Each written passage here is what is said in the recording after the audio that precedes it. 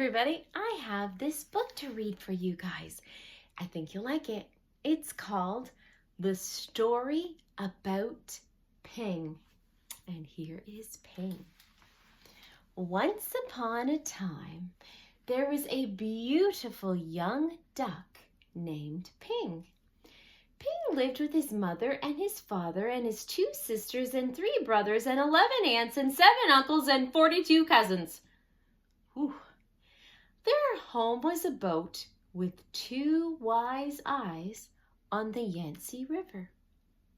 Each morning as the sun rose in the east, Ping and his mother and his father and his sisters and his brothers and his aunts and his uncles and his 42 cousins all marched one by one down the little bridge to the shore of the Yangtze River.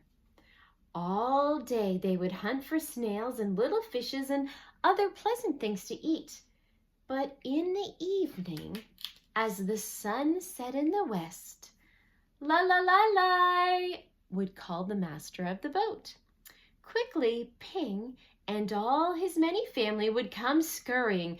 Quickly they would march one by one up over the little bridge onto the wise-eyed boat, which was their home on the Yangtze River.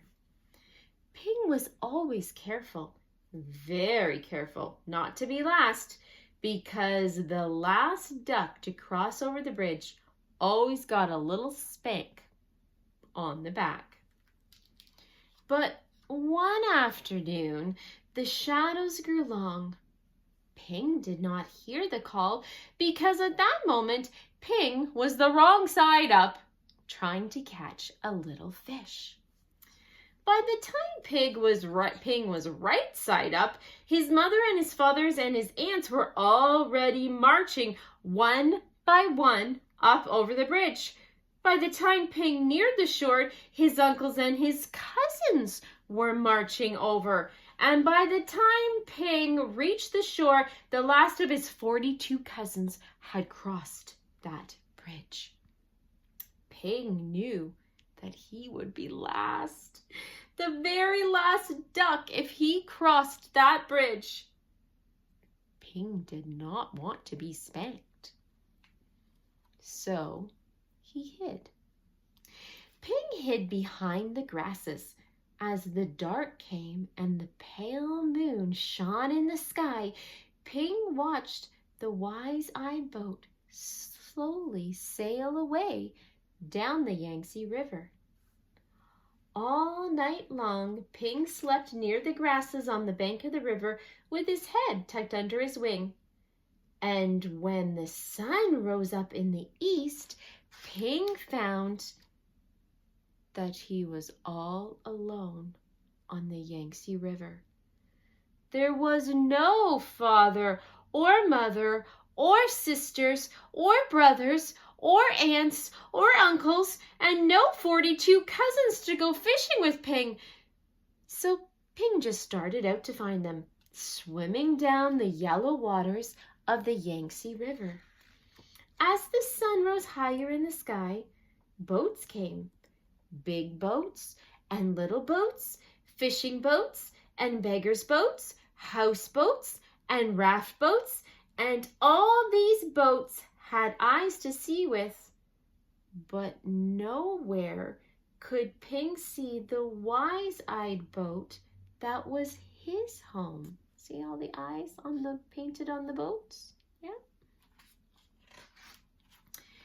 Then a boat full of dark, strange fishing birds.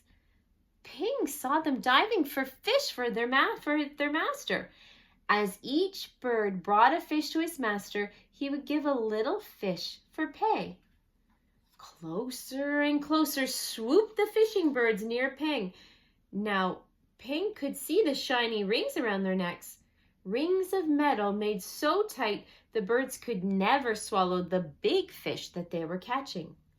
Swoop, splash, splash, the ringed birds were dashing here and all about Ping. So he ducked and he swam under the yellow water of the Yangtze River. When Ping came up to the top of the water, far away from the fishing birds, he found little crumbs floating. Tender little rice cake crumbs that made a path to a houseboat. Oh, can you see? Oh, what do you think? You think he's going to eat them? I don't know. Let's find out. As Ping ate the crumbs, he came nearer and nearer to the houseboat, and then, splash! In the water was a boy. A little boy with a barrel on his back, and which was tied to rope on the boat, just as all the boys on the Yangtze River are tied to their boats. In the boy's hand was a rice cake. Oh, said the little boy, and up dashed Ping and snatched and nibbled at that rice cake.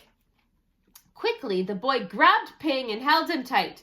Quack, quack, quack, quack, called Ping. Ho, ho, yelled the boy. Ping and the boy made such a splashing and such a noise that the boy's father came running, and the boy's mother came running, and the boy's sister and brother came running, and they all looked over the edge of the boat at Ping and the boy splashing in the water at the Yangtze River. Then the boy and father and mother pulled at the rope which was tied to the barrel on the little boy's back. They pulled, and up came Ping and the boy on the houseboat.